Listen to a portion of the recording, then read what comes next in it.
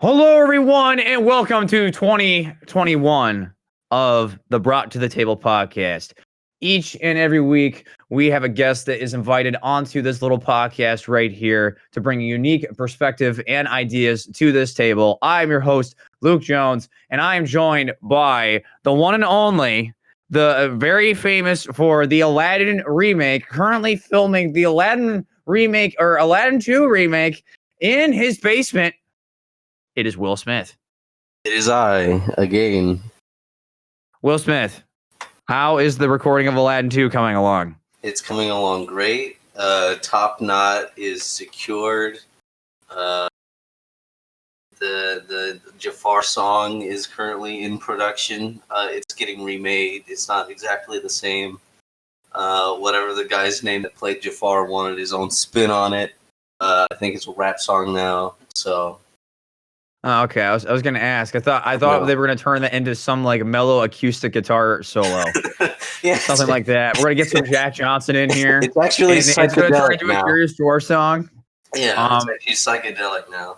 Yeah, exactly. You're going to actually feel bad for Jafar by the end of it. That's what's going to happen. Yeah, for sure. No, I'm glad they didn't replace you.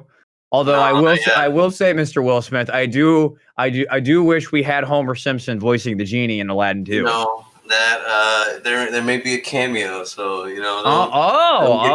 Okay, yeah. All right, okay. Will Smith, though, how are you doing? And in all reality, doing good. Yeah, 2020 is over, so you know, pretty good there. Yeah, that's a good start. A good start to the year. It's a good start. Yeah. Yeah, I know. And we got a fun topic we're talking about today. We do. Last time, so Will is returning from us, and last time that him and I were doing a show together, we talked about video game tutorials. Now we're going to broaden this topic, not really tutorials anymore. We're just going to talk about our favorite video games of 2020. I love video games. Yeah, we love ourselves some video games. And I think what's interesting about 2020 specifically is because if you look back at 2019, 2019's like video game selection of just like choosing what your game of the year was very slim. There weren't a lot of games that I think were on a lot of people's radars. And 2020, even with 2020 being what it was, we had lots of really good video games. And a lot of good ones. Yeah, and I actually got the chance to even with all the board gaming stuff that I did last year, I still got to play a decent chunk of video games and got to have some, opinions on video games that were good. So, we're gonna sit here and talk about our top 5 video games of 2020. Probably a lot of the same ones. Yeah, I think Will and I are gonna have some crossover. But yeah, we're gonna do our top 5 on each one because unlike when my brother and I were doing a snacks podcast, we can talk about video games for way too long. So we're gonna condense both of our lists down to 5, and I know there's probably gonna maybe at least be 1, if not 2 crossovers. So, Will Smith, yeah, I'm gonna start with you, friend. Cool. What is your number 5 video game of 2020? Number 5 is the Final Fantasy VII remake. I'm clapping right now. Yay! That's a good one. That was a very good one. I had never played 7 before, so that was my first Final Fantasy VII experience. And dang, it was smooth. So good. Can I just go ahead and spoil that Final Fantasy VII remake was my number 5? Yeah. Okay, I figured. Yeah. It's a very number 5 deserving. It is very good. So because I know we both come from a Kingdom Hearts background, which I think is more of kind of where we should probably take this direction of this video game. Gameplay wise, you agree this game plays better than any Kingdom Hearts game? I think it plays better than Kingdom Hearts games. That doesn't necessarily mean that I like the combat better than Kingdom Hearts game. How dare you? I look, man, nostalgia. No, I get it. What was your favorite part of Final Fantasy VII?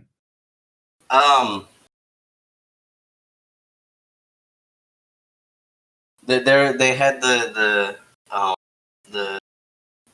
Coliseum thing where you get to fight all the guys. Yeah. That was look. I love that combat in that game. So just a chance to like fight all the, and then the final boss of that area was cool. It was a little weird, but it was cool. You know, I gotta say with FF7, I think my favorite part is the fact that as a lot of people know, we are Kingdom Hearts fans.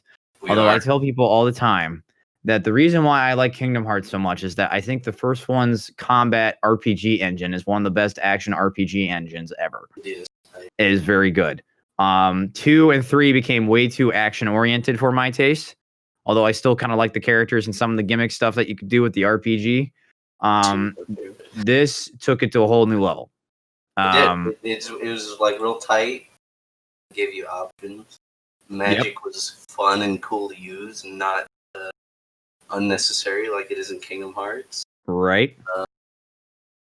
Yeah, it's super fun. Going in between characters, seeing what they can do. It's nice. I think it's the best part, if we're being honest.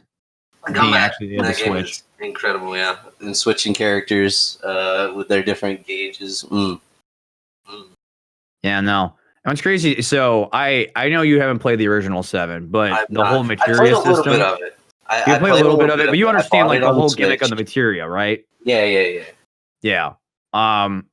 It had been a long time since I played the original 7, and getting back into how they actually use materia in an action-oriented way rather than like a traditional like JRPG, like turn-to-turn combat way. Yes.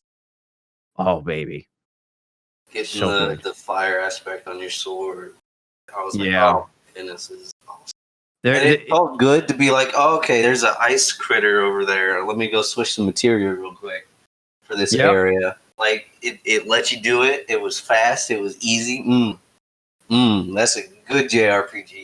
Yeah, that's good stuff right there. It's great. And the thing too is it's like what you said about options, where like what I really liked about it was with the materia system, with this action system, you can basically build your characters out the way that you wanted to. That's like I think the biggest thing with me, because one of my favorite parts of the original Kingdom Hearts was the fact that obviously not as robust, but you can make each of the characters, even Sora, like your own individual style. Like you could make a magic build Sora, you can make a defense build Sora, you can make an attack based Sora, you can make Donald be like a magic user or like a weird melee support character, and then you can do the same thing with Goofy. Beast. Goofy in was it Final Mix? Yes. He's a monster. He's a monster always. Yeah. He can do anything to that guy, and he still beats. Yeah, I know. But yeah, this Final Fantasy VII takes me back to my old Kingdom Hearts 1 days, and I think that's what really hit for me. The only thing I didn't really like about the game is the fact that there really isn't any side content once you beat it, because that was definitely a game that when I beat it, I want to try to do a lot of the side content stuff, but the way the game is structured, it's kind of like a linear experience where you have side missions along the way. Yeah. You have to do it in that chapter or chance, which I get from a story standpoint, but it means it takes a long time and you kind of plateau each chapter. Yeah, and like you could replay the game and like a new game plus difficulty, and it's like harder, and like you keep all your stuff, but it's just kind of like, I think it's like you can't use. I think it's like you can't use like healing items or something like that if you do new game plus on hard mode or something like that. I forget what it is. It's something like that. I think you can and I was just like, items don't work anymore. Yeah, I was like, yeah. But I will say, to cap off this FF7 remake stuff, Sephiroth. Yes. Dang cool.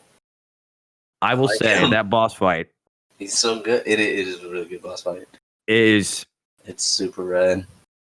I would probably say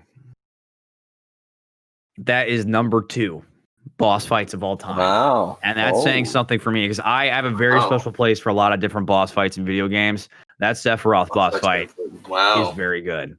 It is very, very good. Yeah. It's epic as hell. Anything else about Final Fantasy VII? Because I'll let you get to your number 4, since I share number 5 is Final Fantasy Remake. So Chocobos are cute. Well, I mean, chocobos are always adorable. They're always cute. I don't know, they're little chicken bird hybrid ostrich Yeah. things. And they have the fat one. Yeah, they got the fat chocobo summon. Also, thank God they had Very summons. good.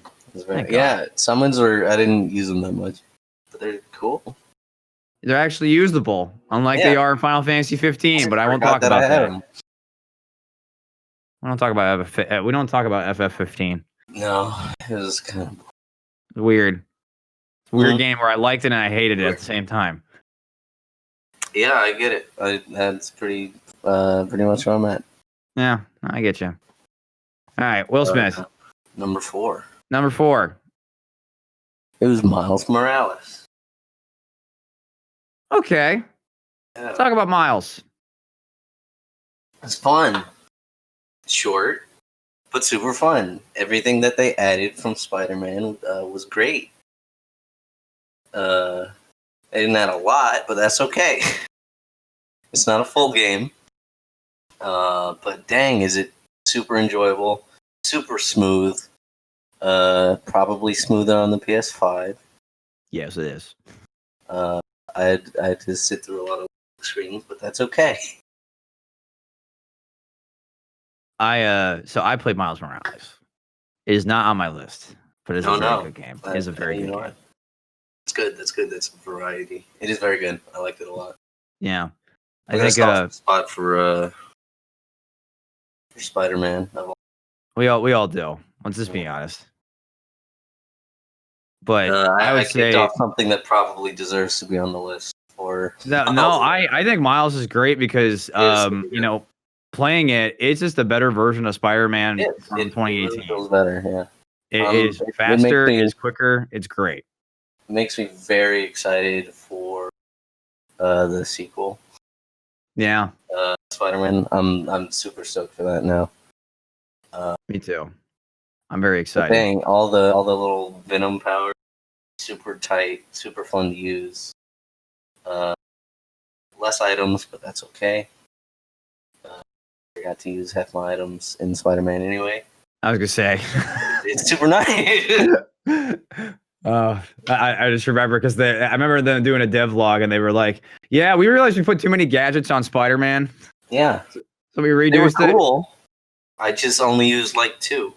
Yeah, I only needed 2. It was like to me, it was like besides the basic web shooter, it was like the gravity well and the big web bomb. I never used the gravity well. I used the web bomb. The gravity well is pretty clutch in hard mode. I'll tell you that much. Yeah, the web bomb and the trip mine I love. Oh, trip mine's pretty good. But what is it? What would you say your favorite part of Miles Morales was? Can I say the Prowler boss fight? Ooh, okay. Yeah, that was very. That was I would say what was this? The Tinker boss fight, but the very end.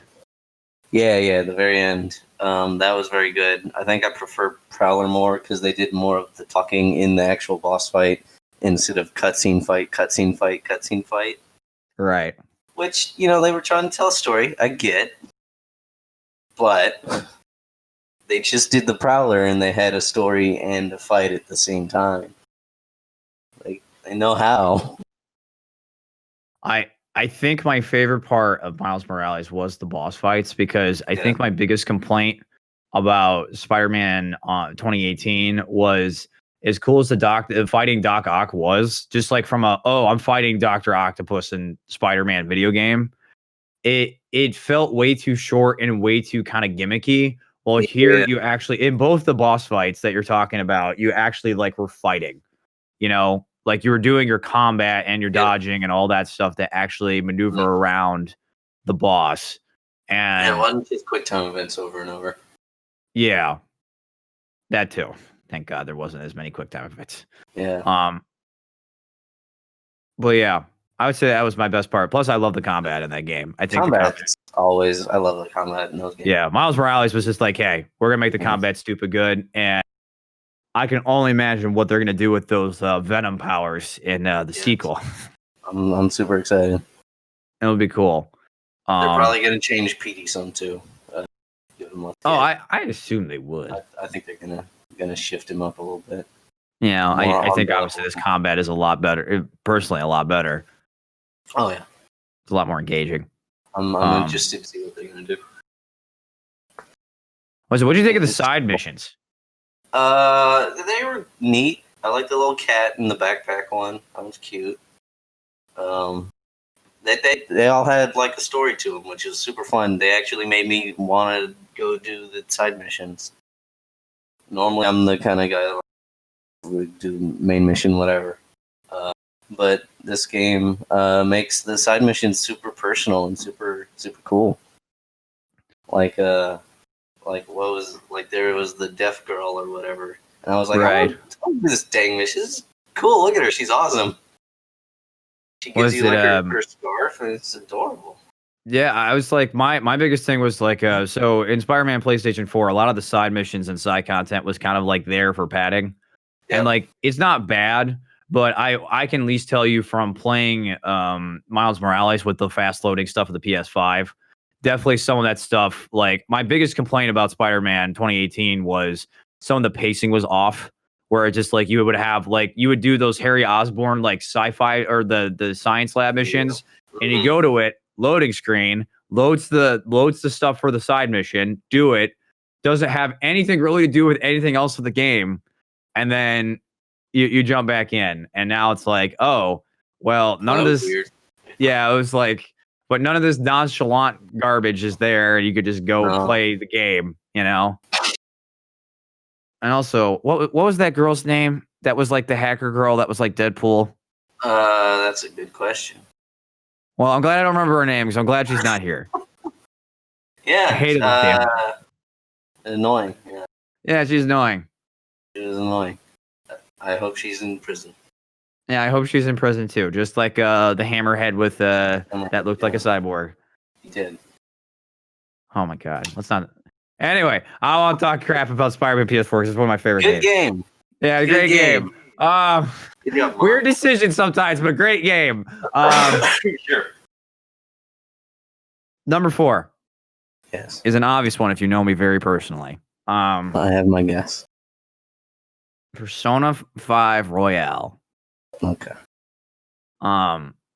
This is not higher on my list because I've already screamed to the heavens many years ago about how much I love Persona 5. It's beautiful. But Royale does a lot of things that make Persona 5 the original.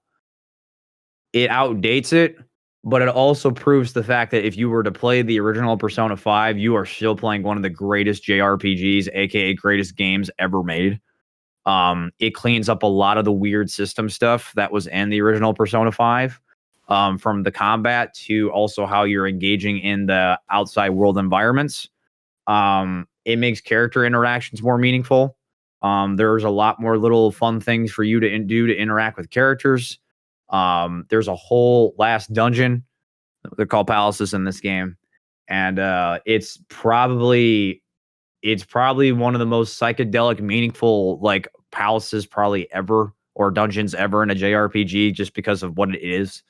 It does so many things right. I would love to put this higher on my list, but it really just is Persona 5 again.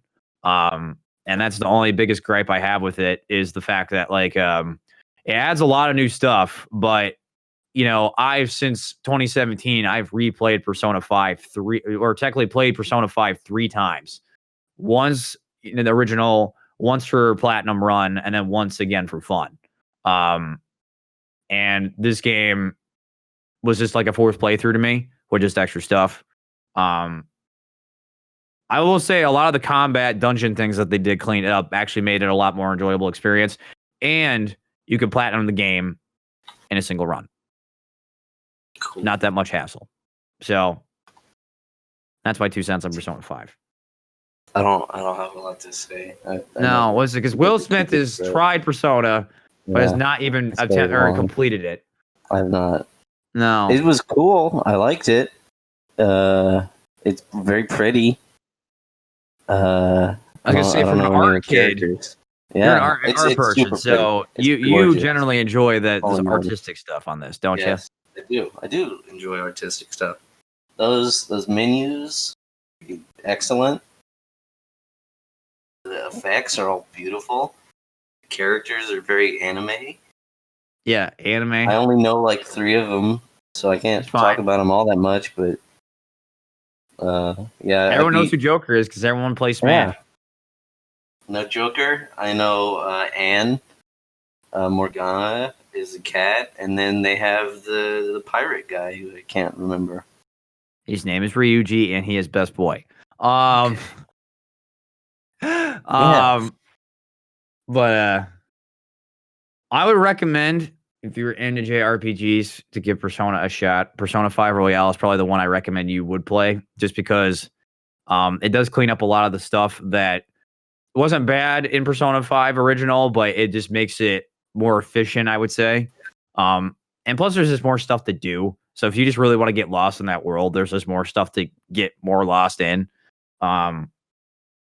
So it's especially for what 2020 was, for a lot of what happened, with things which we won't get into on the show because we're talking about video games. Yeah. The whole fact of like being a rebel of society in that game is a very meaningful message. So it's super cool. It's a great game. It's very good. I can't finish it yet, but it's great. It is great. Yep. What is great though is, Will, what is your number 3? My number 3 is Hades. Holy crap. Mine's Hades. Hey! Yeah. Hooray. And what's funny is Will and I actually recently just started getting into Hades before like the end of the year. Started playing it Saturday, Sunday, something like that. Yeah. That doesn't mean anything to anyone listening to this because they don't know when we're recording this. We're actually recording this 3 years ago. Yeah. It's actually 2017 right now. Yeah, exactly. That's what we're doing this right now. We know all these games exist before they got announced. We're very smart boys. Yes, very smart. I've been playing it for a couple days. It's very good. I love it a lot. What makes it special for you? It's sweet combat, man. I love it. It's got good controls. Dodging isn't annoying as heck. It feels good. You can dodge a lot. All your attacks are fast, and it has good movement options, except for the bow. I'm not talking about the bow. I actually like the bow. Oh, really? But its movement options are very limited. I like all the weapons. I like them all. The sword's actually my least favorite, which is weird because I love swords. I know. It's ironic. Yeah. I love swords so much that I own like 5. Oh, Jesus. Yeah. I'm counting my lightsabers. Okay. Anyway, man, it's just such a good game. The movement is good, which immediately puts it very high up on my list. Because, dang, it feels nice. And it's quick. You can sit down, you can play it, and then call it a day. You don't got to devote time to it. Super nice. You can either sit there for 3 hours and do 18 million runs, or you can sit there for 30 minutes, do half a run, and die. It's great. And it's funny. I agree with everything you're saying right now. You die a lot. I actually have made it a lot farther than I thought I would. I can probably still count the number of times I've died. Not on any number of hands. It would take many more hands. But I could probably count to it. It's not that many. Because it's kind of an easy game to be good at, but also it's very difficult at the same time. Yeah, agreed. You learn quick. That's what I'm trying to say. It's very hard, but you learn quick. Yeah, it's super nice. I like it a lot. Everything unlocks slow enough for you to get good at things, but not slow enough that you're sitting there with the one weapon for freaking 8 years that you don't like. It's great. Very well paced. The difficulty scaling is very quick, so you're going to die a lot right at the end of the game. But Okay. Gotcha. Yeah. So that's your thoughts on Hades? Yeah. I think so. Yeah. Super good. I won't try to repeat too much of what you said. I do have to say there's something about mobility in games where you make movement feel good and instantly just movement's clicks. good. Yeah, the second movement's good. Like no matter what you do, Yeah, good. it could be a game about doing your ABCs 1, 2, 3s, but if the movement feels good, you're gonna play it. Yes. Although I've learned doing some stuff with Will's very good at math. Oh man, I'm basically Aristotle. I don't know if he did math. I don't. Yeah, 2 + 2 is fish, right? He was either a philosopher or a math guy. I can't remember which one. I'm a genius. Anyway, yeah, that game doesn't make you do a lot of math, and it's very nice. Oh my god. So my thing with Hades is that roguelike games are not my thing. The only roguelike I enjoyed, but it was more from a system mechanics perspective, was Slay the Spire. I didn't. Because Slay the Spire is a deck building game. So as we all know, I'm a board game guy. And Slay the Spire is also just like a digital deck building game, although they're coming out with a physical version, which is interesting. It looks cool. I'm excited to see other people play it because Slay the Spire hurt my brain hole. But it is cool. Yeah, it's very cool. And I've tried to play other roguelikes and they just don't stick with me. And I think there's the whole factor of like you die and lose all your progress kind of ordeal. That's just not fun to me. And I get that's like part of the gimmick of roguelikes, but it's not something I've ever been into. But the thing that Hades does is that one, combat is fast and quick. Two, the game is pretty. It has a cool art style, and the things that you are unlocking are cool as you're going along. All the different god powers and upgrades, and weapons and all that stuff. But this game has two things: you're progressing story, and you're also still progressing your character, which I think is super big. Yeah, it is. Permanent upgrades makes it nice. Like you can upgrade, so like because you have to get certain materials and stuff, but like you can upgrade your weapons with a certain material. You can upgrade your actual certain different statistics of your character, and then there's other ways you won't be able to like permanently buff things that you acquire along the way, but there's ways to make that stuff better. I don't know how far Will is, so I don't want to spoil everything. I'm at the end of the game. It's okay. Oh, okay. All right. Oh, Will knows what's going on. But the game is incredibly rewarding, and literally like what Will said, it's like you can literally play for 2 hours, you can play for 30 minutes, you can do whatever sitting of Hades you want to do, and you're still gonna have a fun time. It's good. Yeah, it's very addicting, and I can't wait to actually sit down and like beat the game. The first time that I played it, I accidentally played it for like 3 hours, and I was like, "Oops." Yep, that's what happened to me too. So remember I bought it, and I was like, I'll play this for like 30 minutes before I go to bed. Next thing you know, it's 1 o'clock in the morning, and I'm like, oh man, I need to go to sleep. Yeah, it's like I was like, this game is good. It is super nice. I would say it's a sleeper game of 2020. I know people talked about it, but I don't think it was in the mainstream eyes enough for people to really talk about it. Yeah. So, it's so pretty. It is a very pretty game. It's got all the Olympian god sort of things, and they're all like well designed and cool and not generic. Really, they're all pretty original. And the best part is the effects in the game. Those are pretty. They're cool. Like, yes. Every single weapon and dash all have their own special and attack, and then each god upgrade changes the way it looks, and then like when they stack up on each other, they look different. It's super cool. It's like everything in the game meshes well. It's like when you're fighting it, as you get stuff, it's like an art. Yes. You know what I mean? It's like, oh, okay, cool. It's purple now. Or it's blue. or Yeah. it's red, or it's green.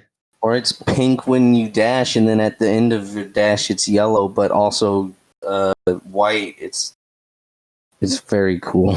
Yeah, it's super cool. And like that's the thing is that you're gonna get that like different every single time. Mm-hmm. That's the best part. So I really like Hades. I think the only thing I really want from Hades, I want it to come on PlayStation 4. That'd be nice. I have it on Yeah, Switch. or PlayStation in general. I'm playing it on Switch right now, I like it on and Switch. I really do dig it because it is definitely a great game to like just wind down to, just like play a little bit and then just go to bed. Unless you fight Hades himself, and then you're just like, I'm wired. Theseus, man, he gets me. Gosh, I hate that guy. Yeah. But yeah, I just want to be able to play it on because that game is so pretty that I want to play it. That's something on a console that will run the game at 4K and not at 720p on a handheld. But I digress. That's just me being petty. It's super nice. Super nice. I But like it a lot. Hades, Super good. very good. Buy Yes. this game. Good. Do it. Don't let your dreams be dreams. Speaking of dreams, Yes. Will. Mm-hmm. Speaking of Aladdin remakes, number 2. Okay. What's your number 2? Ghost of Tsushima. Oh baby. Yeah. Number 2. I think it should have been Game of the Year. Dang, it's a good game. I like it a lot. Should have been Game of the Year. Should have been. Spoilers. So it's good. It made me a little angry. For some reasons that I did to myself. So it's not the game's fault. yeah. But it is very cool. I like it a lot. Again, combat and movement. Beautiful chef's kiss. There's the mwah. It's so good. Feels nice. Pretty. It made me sad. It made me angry for all the right reasons. Which is good. Games need to make you feel something. They're not doing it right if they aren't. But what is it? I would love to discuss more about Ghost of Tsushima. I don't want to spoil too much. No, I get it. No, play it. So I'm like a little hesitant to talk about it too much. Well, we can speak more about it at a certain point in this podcast for reasons. I'll talk about it later. Yeah, I do have to ask you though, because I don't want to cut this off because I would like to know more of your thoughts on Ghost because we will get to that. Yeah. Have you played a Sucker Punch game before? So like Sly Cooper or Infamous? I've never played Sly Cooper or Infamous. Okay. All right. I don't know if they've done anything else that I have played. Those are Rocket Robot on Wheels. Well, that one sounds good though. That is No. It was that was an N64 game that they published under Ubisoft. And if you actually play it, it is the precursor to Sly Cooper, and you totally see everything, and it's actually a really good 3D platformer. Okay. Sounds cool. It sounds cool to me. Yeah, you can only play it on Nintendo 64, but if you get the chance to play it, I've got to at least try it on 64. It's a pretty fun time. It's pretty good. But yeah, I like 3D platformers. Yeah, I'm not good at 3D platformers. I was gonna say, I forgot you're not a big platformy man. I have problems with depth perception because I'm colorblind. I forgot about this. Very hard. You're probably not gonna like the game I'm gonna say is my number 2. That's okay. I don't know what your number 2 is then. You probably know what my number 2 is. I probably will once you say it, yeah. No, I know you will. But I don't want to cut you off on Ghost of Tsushima. Is there anything else you'd like to say? Because we are not done with this game. I played the whole dang game trying to be honorable. The whole time. Everything. But no. We want to give you the illusion of choice, not actually let you choose. There was no choice. They were like, look, here, have a choice. No. Fake choice. Fake choice. It's fine. But gosh, it made me angry. Oh God, that's funny. Also, shouts to the multiplayer in that game. Yeah. Oh man, the multiplayer that they added after. Oh, it's so good. That's actually, I think, my favorite part. That's what a Of lot the of people game. say is their favorite part of that game the now. Legend mode is so good. I've been playing it by myself. Dude, It's hit me up. I need the Well, trophies to get 100%. I want to, dude. I want to do it so bad. Let's do it. Okay, we gotta find some time. We'll figure it out. Yeah, But yeah, no, because I want to get the raid because all I need left is all the multiplayer trophies, and I have every single trophy in that game. So I already got my platinum trophy, but I want all of them. Yeah. I got my trophy for New Game Plus the other day. Nice. There you go. I don't think I've started New Game Plus yet because I just recently actually beat the game. Yeah, no, I was gonna say Will did not beat that. Well, is it Will started the game back when the game came out, and then when the game came out, yeah, we started at the same time. Yeah, and I just plowed I think through you it. and me started like literally at the same time because we were talking about. I think so. You got way farther than I did. Oh, I got sucked in. I got sucked in hard. You also did the sneaky sneaks, which makes things way. Yeah, which we'll get to. We'll get to the sneaky sneaks. We will. Well. It's a good game. It was a great game. Well, we'll talk more about it. Not spoilers. Number 2, or for me, is Crash Bandicoot 4. Oh, it's about time. Yeah. This game is good. I'm glad people like it. Real good. Success, and that makes me very happy. Crash. Yeah, I'm a huge Crash Bandicoot fan. Ever since I was a kid, Crash Bandicoot was the very first video game I ever played. The original Crash Bandicoot on PlayStation 1. Literally played it when I was 3, and I think I was 3. Yeah, I played it when I was 3.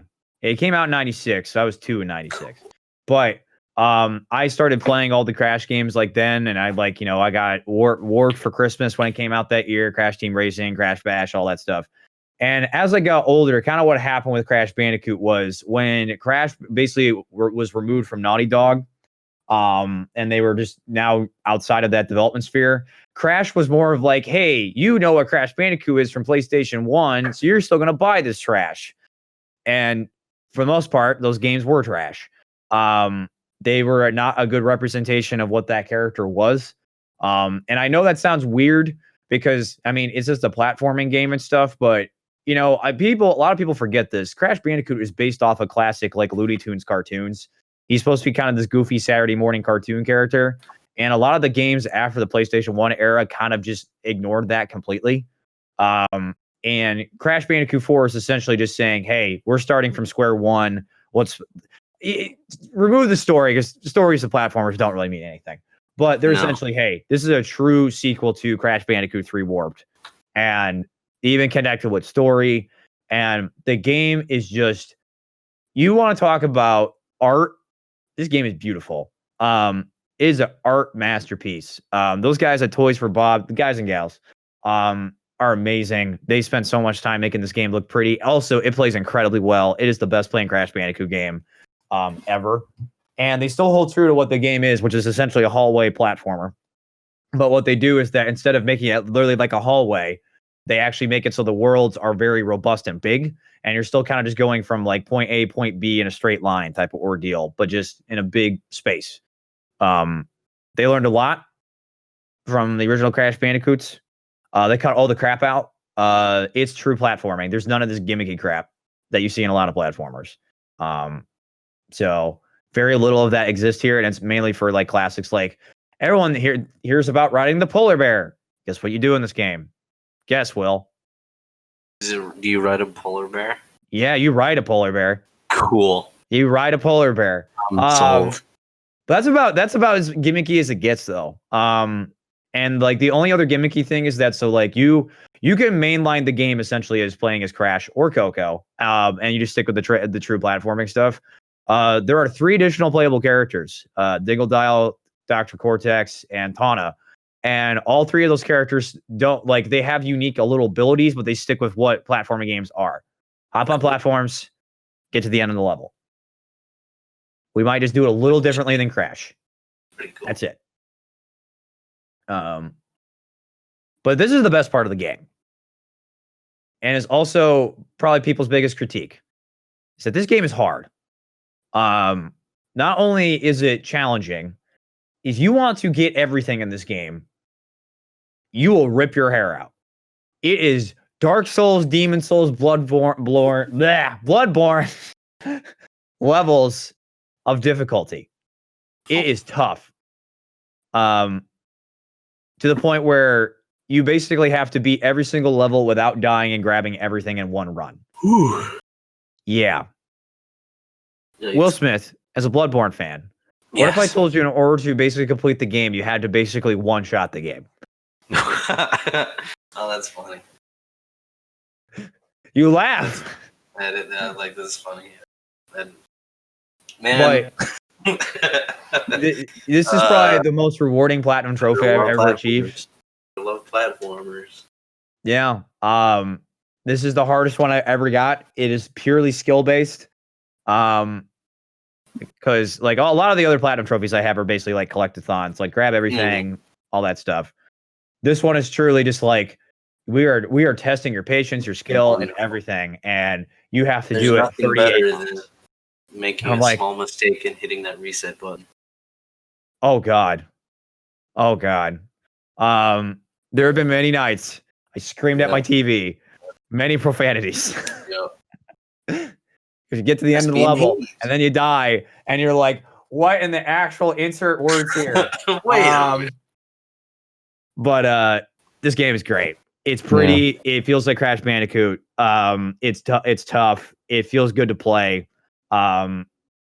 It will make you eat your hand once or twice. Cool.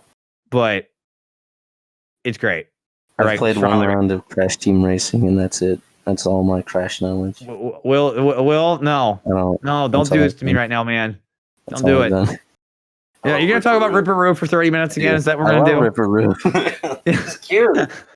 See, Will likes these goofy characters in these games, fun. And of course, when he plays Crash Team Racing, he tells me I played as Ripperoo, and I'm like, I mean, Ripperoo's a cool character. That's all I know. I'm not gonna sit here and complain about that. Ripperoo is a cool character. Anyway, those feelings that you have with Crash are exactly what I have with Kingdom Hearts Melody of Memory. Because you're telling us it's not your number one game. It's not my number one. Okay. It's not. So I was like, I want to get it in there because we're not going to talk about it at all. No, we're not. I like it a lot. It's like one of my it's my second favorite rhythm game. I love it. I'm trying to 100% it with with perfect all the songs. It's very hard. I'm very good friends with that reset button. I'm having a lot of fun. For a second, Will, I thought you were about to be like, yeah, it's my number one game. It's my number one. I lied to you. Actually, you're not gonna be happy. Yeah, you told me we're gonna crucify you on the show, and I was like, you better not be saying what I think you're about to say. I think I might know what your number one game is, but I don't, and I'm not gonna judge you for it if I think I know what it is. Okay, good. But okay, I can gush on Crash for another hour, but Will, what is your number one? Number one, Marvel's Avengers. I knew it. I freaking knew it. I knew it. I knew it. It's super fun. It's not good. It's very broken, but boy, do I love it, and I love the potential, and they're really trying to make it, which I respect. I love it a lot. It's fun flying around as Iron Man. Thor feels great. Makes me want to go back and play God of War, which I hated. Captain America feels cut. All right, people listening to the show, if you're a PlayStation fan like me, we don't crucify Will for saying Avengers is the number one game. We do it because he said that he didn't like God of War 2018. All right, back to what you were saying, Will. It made me so angry. I don't know why. No, but I hated it. I hated it so much. I want to play it again. I really do. You do. You really do. I really do think you need to give the game an honest shot. So angry. Like every single fight in that game, I was like, stop. I don't know why, but I hated it. Anyway, I want to play it again. I'm going to. It's at my other house, so I'm gonna have to go drive these days and pick it up. Because gosh darn, I hate discs. But I'm angry at you, Will. I'm angry. That's okay. That's okay. That just gets the creative juices flowing. Anyway, Captain America's great. Throwing his shield feels great, unlike throwing the Leviathan axe. Which felt slow. Okay, all right. Okay. I'm pushing buttons now just for fun. You saw your hot takes. Oh my god. Captain America's fun. Black Widow's cool for what she is. Hulk is actually probably the least interesting. Miss Marvel's kind of whatever. But Spider-Man's coming, which is very cool. So I love it. I love this game. I'm really excited for Spider-Man. I don't think it deserves to be number one, but just the joy, the joy it brings is just mwah. Too good. What is the joy about it? Is it because I know you're a Marvel fan? Is it just the fact that you get to play as your Avengers characters? Is that what it is? That's literally what it is. Yes. Flying around as Iron Man feels so much fun. It's cool. You have all the different suits. Like you could put Captain America in a t-shirt. It's cool. Thor has his little security guard uniform from the comics. It's fun. It's not well made, and it's getting fixed, and it's weird, but it's fun. It's goofy. It's fun throwing your hammer into some dudes and watching them flail on the ground. Funny. I like it a lot. Now that I'm talking about it, I probably wouldn't put it on number one, but I really do love it. It probably deserves to be like 4, honestly. But I'm going to put it on 1 anyway. I'm going to stick to my guns here because I love it. It's such a joy for a moment. I am the guy that for 2019 would have said that Days Gone was my favorite game of 2019. And that's a very unpopular opinion, I know. So don't feel bad. Yeah. Days Gone's a good game. Go play it. No, I actually, so I've told Will this many times. I played the beta for Marvel's Avengers and was not that impressed. I think part of it has to do with the fact that game is not very well optimized. And especially now playing games on PlayStation 5, that is a game where I want that game to be running at a higher frame rate and having less load times. And because when I played it, there was moments where I was playing as Captain America and felt really good, or when I was playing as Hulk, it felt good. But then you get the moments when you play as Black Widow, it just felt weird. And then when I was playing as Thor, unlike your opinions on the Leviathan axe, I really like the Leviathan axe. I may and when too. you throw the hammer as Thor, it just does not feel right. Not to say it's bad, but it's I get what they're trying to do, and it's weird because they had literally got the same combat designer who worked on the Leviathan axe from God of War to help work on Avengers, and I'm just like, what happened? So, but I really do want to play that game. I think I'm just gonna wait for more stuff fixed and maybe some more characters to give me some variety.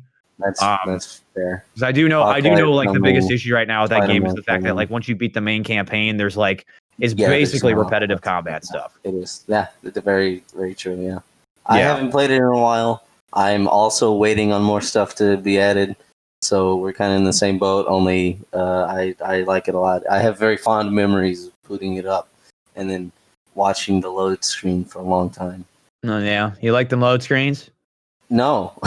No? But I was very excited, so it's a good memory anyway.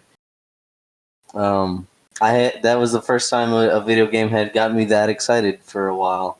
I had the same feelings for Kingdom Hearts 3 and that. I was just very excited, and I was sitting there at midnight the day of release, here we go, here we go, here we go. Yeah, I liked it a lot. Yeah, obviously I like Kingdom Hearts 3 more because I finished that game in 24 hours. Yeah. That might be when I try to give it an actual honest shake. That's fair. That's reasonable. That's probably when I'm going to play it again. Yeah. So yeah, because I like Hawkeye. Hawkeye's cool. Number one. And also, Will, that was an okay Yeah. opinion. I'm only gonna give you crap for talking crap about God of War. That was fine. I'm gonna keep pushing those buttons. It's funny to me now. You keep pushing my buttons about that game. It's like when we do this show. Well, spoilers, really we're doing a do show wanna play about it. Sonic at some point. Yes, we're about to have some Sonic hot takes that we're both please. going to crucify each other over. We are gonna crucify each other on that one. Oh, I want to talk about Sonic so bad. Oh God, Oh, we I have wanna some. play Will's 06 got some again. hot takes. I want to play 06 again so bad. I need to play 06. I actually need to legit play through 06 and not watch people play it. You're gonna hate yourself, but I love it. I will hate myself. Please. I'm so ready. Especially, what console did you play that on too? PlayStation 3. Okay, because I was gonna say, isn't the Best PlayStation 2 version of the version the game. worst version? Yes, absolutely. Okay, all right. It's I know what I'm getting even myself into. worse. Yes.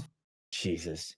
Oh, Anyway, my number one is Ghost of Tsushima. Yep. Ghost of Tsushima Deserving. is my new favorite game of all time. Fair. As a bold statement. So Will has a different perspective, I would say, compared to me, because I grew up playing all the Sucker Punch games. Now what does that mean? I played all the Sly Coopers. So the Sly Cooper 1, Band of Thieves, and Honor Among Thieves. I played all three Infamous games. So the original Infamous, Infamous 2, Infamous Second Son, and then obviously now Ghost. And Sucker Punch has always been my favorite Sony developer of like all the PlayStation stuff, just because they make video games that I actually enjoy playing. And let me explain that a little bit. So like Uncharted or The Last of Us. These games are very story driven, and Uncharted is probably a little bit more action gameplay stuff that in my alley. And Last of Us is definitely more of a narrative driven game. I like playing games that make me feel like I'm playing a video game, not something that's going to make me feel like I'm playing a story. And not to say that those games are just filled with cutscenes. It's just more of the fact of like those games are definitely trying to tell a narrative more than they are trying to do gameplay. And the gameplay of those games are still great. That's why I got very tired of Uncharted. What'd you say? That's why I got super bored with Uncharted. Really? It was like I'm playing a book. I can watch a movie and have more fun. When I replayed the Uncharted series a few years ago, like they're still good games, but they don't hold up as well as people think. The characters are very, very likable. But like I'm sure I would like them, but I would rather watch an Uncharted movie than play shoot man. Well, there you go. You're getting one. Don't worry. I hope so. Like that'd be cool. I'm super down with that. Well, you're getting an Uncharted movie. You know this, right? Okay, cool. I hope so. No, there is one. It's got Tom Holland starring as Nathan Drake. Oh, okay. I'm so down. And they got Mark Wahlberg as Sully. Cool. I don't know if Sully is. You got Marky Mark and the Funky Bunch or whatever the heck it is. Yeah. Okay. This sounds great. I love Tom Holland. So I'm excited for that now. But even with like God of War, I love God of War. I think God of War, critically, God of War is probably the best game ever made. It is not my favorite game of all time. And the thing is, because God of War is also the same thing. It's still trying to tell a very narrative-driven, emotional story that's backed up by really kick-ass gameplay. But Sucker Punch games really focus in on, hey, we're going to tell a cool story that you're going to like these characters. But really, at heart, it's the gameplay that's going to suck you in and want to keep playing these games. And the Sucker Punch mentality has always been, especially ever since Sly 2, is, hey, we're going to give you this mission, but you can kind of approach this mission however you want. Basically, so like if Will and I were to talk about a mission in Ghost of Tsushima, the way that Will and I approach that mission is going to be completely different. Just because maybe the way we upgraded our character, maybe the way we actually approached the mission. And Infamous is still one of my absolute favorite games. Infamous is actually on my list as like, I forget if it's like, I think it's number 4 now. Number 4 or 5. And Infamous really hit that home because Infamous at heart is a comic book graphic novel game that really has awesome gameplay with a really cool story. It's not the next writing of the Iliad and the Odyssey, but it's still a very well told story. And Ghost of Tsushima just ramps all that stuff up to 11. and I absolutely adore it. Yep. I think the thing too is compared to Infamous because Infamous was during the time frame where like, oh, let's all be all edgy and we need to all be like Grand Theft Auto and we got to give players the choice to be a bad guy. And anyone who's played Infamous knows that playing as the bad guy in Infamous now and like 10 years later does not feel good in terms of like, oh, I actually don't feel good about my decisions. Like it makes you feel like a bad person. Okay, cool. That's nice. Yeah. It's cool that they give you the option, but they make you actually feel like you're being a terrible, terrible person. Ghost of Tsushima rides this interesting line of you don't get to make the decisions, but you morally actually have to feel like, how do you feel about going about this journey? And this is actually why it's interesting having Will on because just without spoiling too much, Ghost of Tsushima is about Jin Sakai, who essentially is trying to basically save the island of Tsushima from the Mongol invasion. And in order to do that, he used to be a samurai, and he's basically trying to find new tactics to take down the Mongols, but he has to go against the samurai code to do that. And with that, it's making certain people like him and certain people dislike him. And it's very much of, do I forget everything I once knew to make sure I save the people of the island, or do I try to stand my samurai code as much as I can? And the game really is like, hey, there's no really real way to not be a samurai and fight all of these dudes. Yeah, no. No. They don't let you have the choice. And I know Will wasn't a huge. I don't know if he was. You weren't necessarily not a fan of it. It was more just like you really want to be able to play the samurai way, right? Yeah, because I love samurai. I've always loved samurai. They're cool, rad. So they were like, okay, you can be a samurai, or you can sneak around and do the little poisoning bits. So, awesome, pretty cool, awesome choice. I want to see, what comes from that. And then they don't let you have a choice. And so I was like, man, put all this work into it. I made the fighting these huge bases 8 times harder because I walk up to the front gate and scream, "Fight me!" And so I really put myself in a big handicap just to see, what happens if you do stay a samurai, and doesn't work. Nothing changes. There's no option. It doesn't. And what's actually kind of interesting, Will, I don't know if you knew this. The weather of the island actually becomes more stormy and cloudy based off the more ghost decisions that you make, like ghost actions that you make throughout the game. If it makes you feel any better, I never saw it be stormy or cloudy until right at the end of the game. Yeah, so that's a legit thing that they did in the game. It's actually super cool. Yeah, it's a pretty cool technique. But I really like this game. Number one, funny enough, I'm actually not a huge fan of shooters and of any type. Me neither. I'm a much third person combat, like melee combat fan. And this is the first time Sucker Punch has really delved into that, because Infamous was a third person shooter. And I love Infamous. It is probably the only third person shooter style game that I actually enjoy. But this game really made it so like, hey, we're gonna take like that style of like Batman, Assassin's Creed style combat, and we're gonna make it really, really good. And we're gonna give you all these extra tools. Basically give you options essentially on how you want to approach different situations. You can approach like what Will was doing. Obviously, you should probably use your ghost weapons. I didn't. I beat the game and I still only have one ghost weapon now. Sticky bombs. Gotta use the sticky bombs, man. I upgraded the sticky bombs once to where it wouldn't hurt me, and then I never upgraded a ghost weapon again. And that's it. How dare you? Yeah, you definitely neutered yourself doing that. Yeah. But I won, and it felt good until it didn't. And up until the end where you were like, well, I guess I don't have a choice. But it's cool because it honestly reminds me a lot of I don't know, did you ever play Assassin's Creed 2?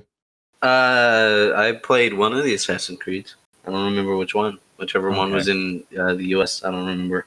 Oh, that was Assassin's Creed 3. Oh god, you played the bad one. I mean, I've had fun with it. I think they're all kind of like samey and Essentially, Ghost of Tsushima feels like if you took like the old school like Assassin's Creed like styles and like really just honed in on that and made it really solid and clean. Because like the stealth portion of the game, because you can stealth your way through an entire camp, which is awesome. Feels very arcadey and quick. Like you don't feel like you're taking forever to do it. And that's coming off of when I played Ghost of Tsushima. I just got done playing The Last of Us, which is very much a stealth survival game. And here it's like, yeah, you can stealth, but it doesn't require like 500 different, knowledge brain cells when you're trying to analyze how to approach a situation. And you still feel like you're being stealthy. And it feels good. And all the side missions are really cool. The duels against other samurai are great. All the individual side missions are different. So even if they're like short little stories and stuff, they're all trying to be portrayed like it's a samurai like TV show or series, which I think is cool. Like I liked going to get like the special mythical armor and the fire sword technique. That was cool. Dope. Yeah. Well, that's what's cool because that's like very Assassin's Creedy in the way of like because at least in Assassin's Creed 2, there was like these different tombs of the different assassins, and you would basically get special pieces of armor from each one. Here, they kind of do something very similar where like you have these mythical quests that you go find these different like armor pieces or abilities and stuff like that, which is super cool. The main story is actually great. So outside of what we were talking about, we're good. Yeah, like the characters are fantastic. The final fight is really good. It is like it is very much like a moment of right in the heart. Darn it, I hate this. Yeah, we have like a spoiler part after this where we talk very generally and then we say, "Hey, spoilers." Spoilers. All right. We're gonna talk spoilers really fast. We're gonna put the quote unquote spoilers of Ghost of Tsushima. Everyone, watch out. Yeah, watch out. 3, 2, 1. Will, what are you gonna do? Man, emotions right there at the end of the game. They really punch you in the gut. Because I know we both chose a different decision. Your dad abandons you, and then your freaking horse dies. And then, like, I was like, no. And then you gotta kill, what's his face? Ryuzo, who kind of sucked in. Yeah. It felt bad. And then, right there at the end, you gotta fight your dad. And he's like, kill me. Please. And this is where we diverge. Yeah, this is where we diverge. It's actually funny because I just beat the game for a second time. And it's funny because this is the only real choice you get in the game. Like in terms of like a story decision thing. That's it, yeah. And you basically get to choose whether you execute your uncle, which is also technically your dad, or because you basically beat him in a samurai fight and he wants you to end him in the samurai honor, or you just walk away because you're like, I'm not going to kill my family. And I walked away the first time, and even the second time, like me being like, oh, I want to see how this ends a different way, and I was like, I can't do it. Does it end a different way? I don't know. It doesn't end like that. Final scene ends in a different way. Oh. But like the aftermath and everything, you still go to your house, like the new house that you make and stuff like that, where it's got all your stuff in there, memorabilia. It's all the same. That was actually I like that little house. It was very sweet. Yeah, it's really cool. You get to go through and see like all the memorabilia of all the different characters that you've met along the way. And like it's super cool too, because like when you because you get to name your horse, and like Will said, your horse dies like 2/3 of the way through the game. And there's this moment where you get to hold your saddle of your old horse. And the way I named my horse, it was the same names but reversed in the second playthrough. Was Sora and Kage. Yeah. So see, I had the DLC Gold Horse. Oh, I had that one too. I just never used it. It was like, here, you can pick the same horse, and I was like, I'm gonna have to pick the same horse. Bad. This is weird. Okay. I don't remember what the first one was Sora, so I like. Yeah, no. I picked Sora was my second horse in my first playthrough. Sora was my first horse in my second playthrough. So yeah. Lovely game. I liked it a lot. It's a really good game. it very much feels like Infamous, where Yeah. essentially it's this journey of this character growing to become who they are. At least the first Infamous, to say the least. And I really enjoy it. Sucker Punch really hit the nail on the head with this game. Felt It's very like good. Batman and For Honor. It was super cool. Yeah, no, honestly, that's what this game is essentially. Is like you are playing as Batman, Samurai Man. I was weighing that. Great. But yeah, that's the top 5 games of 2020. Will, Shout is out your to honorable Bugsnax, it was mention cool. Kingdom Hearts? No, it's not on my No? list. No, It's it's not even honorable anywhere close mentions. on your list. No, it's not that good. It's a very basic rhythm game. I like it a lot because Kingdom Hearts nostalgia, but that's really it. That's about it. Yeah, What are the really just- songs? Is it just like all the lyrical All of songs, or like all the No, it's all the songs. Is it none? Is Like, it none of the like the level songs, or is it all that stuff? It's all of it. Okay, Like every song, just about.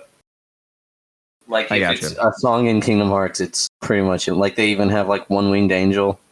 Oh, Sephiroth. really? Yeah, like they have everything. Wow, that's cool. That's Yeah. actually kind of dope.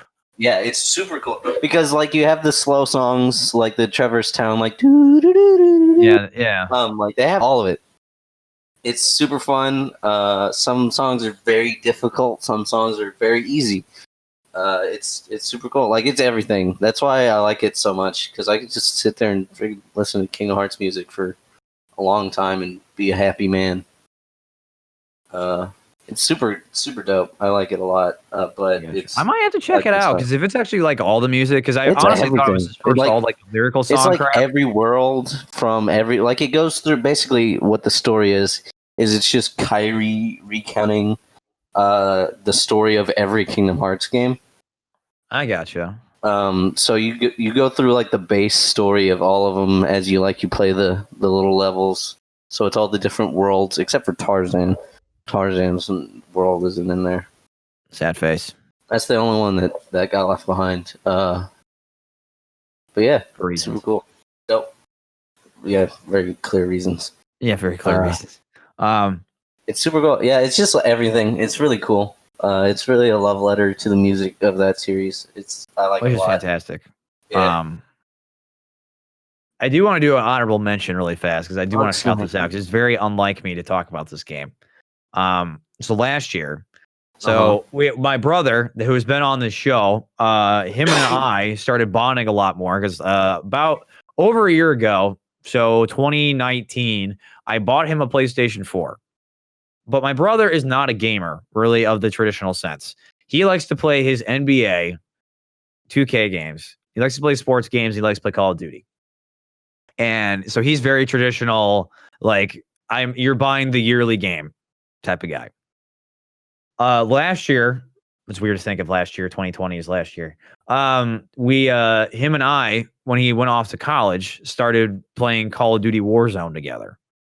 And I do have to say, playing Warzone with my brother was pretty fun. I am not a Call of Duty person at any shape or form. I do not like shooting McShootington games that much, but Call of Duty was a blast with my brother.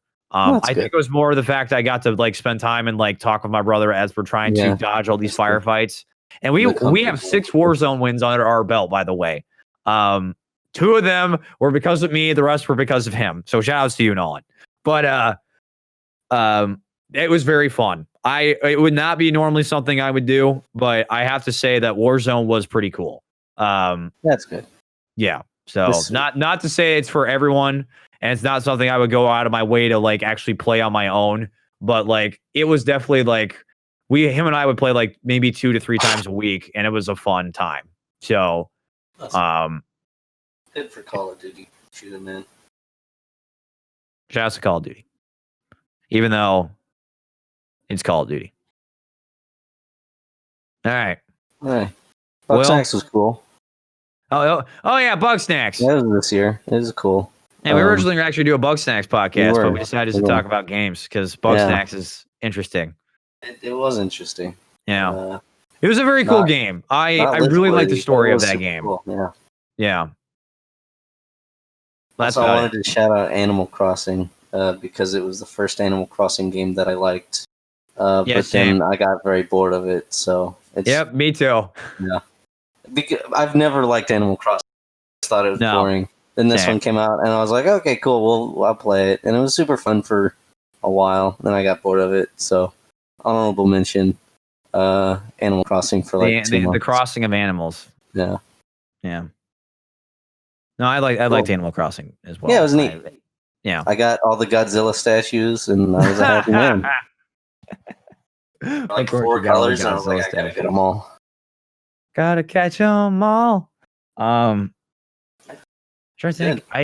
Cool. The only other game I played this year was The Last of Us, and I did enjoy The Last of Us too. It just played a it lot of wasn't Kingdom like compared to Hearts. the other games I listed, even Call of Duty, it was just like Yeah.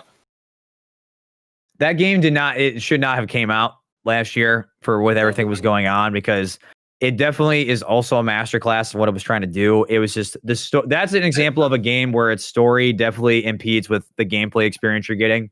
Because I love stealth games. I love Metal Gear. And Last of Us 2 is a stealth survival game and its gameplay core, and it is awesome. But let me tell you, the story of that game, holy God. Holy fish paste. It's something special. So I want to actually replay it. I'm going to wait probably till the summer to play it again, because I want to play it with a fresh mindset where it's not dreary outside. And if I try to play it again, I'm going to be like, yep, nope, I'm done. Yeah, not a good idea. But I want to give that it was still an interesting experience. It was just more of just, playing a game that's really dark and depressing during a time where everything's not necessarily okay. I want to give it a fair shot when everything is not going to hell. But yeah, so Last of Us 2 is still a good game. Just definitely not my top 5. But yeah. Good job, 2020. You had some Yeah, solid games. Yeah, had some solid games for as crap years it was. It had some really solid games. So it also had the Sonic the Hedgehog movie. So I think it's a pretty good year. We just gotta do a whole podcast on Sonic. I want to so badly. We need to. Well, this is what we need to do. What I need to do is that I need to replay Unleashed and Generations, and I need to actually sit down and play Sonic 06. Because I think that's the main 3 we need to talk about, right? I would say. I'm gonna play Generations again. Let me see if I can find Unleashed somewhere. The good version, not the bad one. I was gonna say you can buy it digitally on PS3. Oh, okay, I may do that then. Yeah, that's what I was gonna say. Yeah, you can't. Yeah, I was gonna say I have to buy it through the console now, but you can buy it digitally. So that's what I'm gonna do at least. I'm gonna, It's only $15 too. It's not that expensive. So that's okay. Anyway, I'm excited for Sonic episode. Yeah, no. We'll at some point in 2021, Will and I are gonna do a Sonic podcast. I love Sonic. I love Sonic. It's gonna be good. But yeah, thank you all for listening to the very first Brought to the Table podcast of 2021. I'm excited to do more of these shows.